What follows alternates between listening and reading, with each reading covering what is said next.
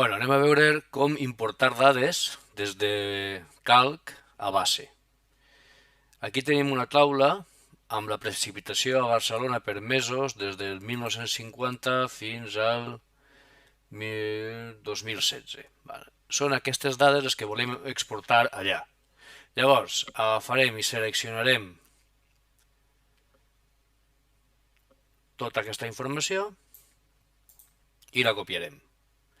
Llavors ens anirem a la nostra base de dades, una base de dades que en principi està buida, i anem a crear una nova taula. Llavors el que farem serà past special,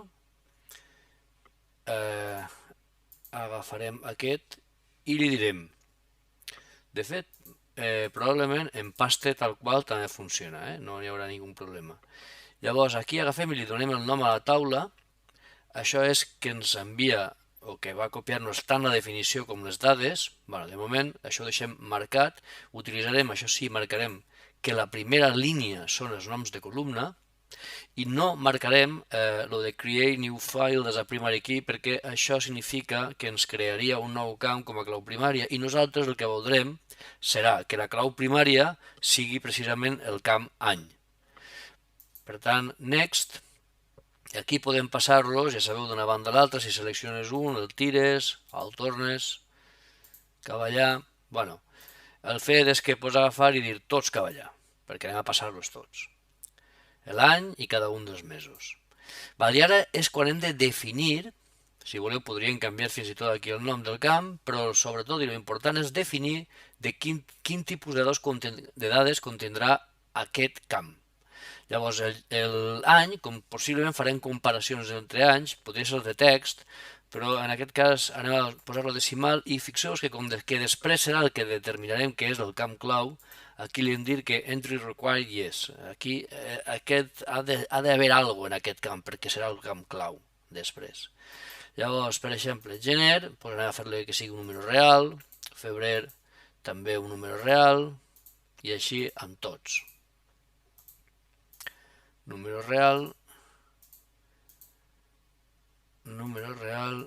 pequeña, número real, real.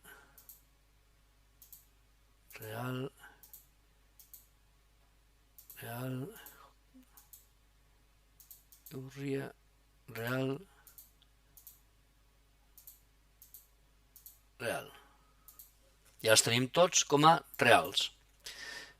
Suposo que no ens hem equivocat en cap. I creem la taula.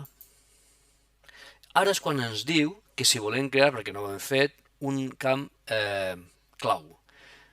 No, li direm que no perquè després el definirem nosaltres el que volem que sigui camp clau, que és l'any.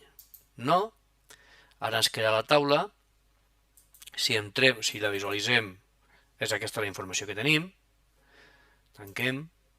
I si ara anem a edició, veureu que aquí està la taula definida i aquest camp el marcarem aquí en la zona aquesta gris, en el botó dret, li direm primary key i aquest camp quedarà definit com a clau.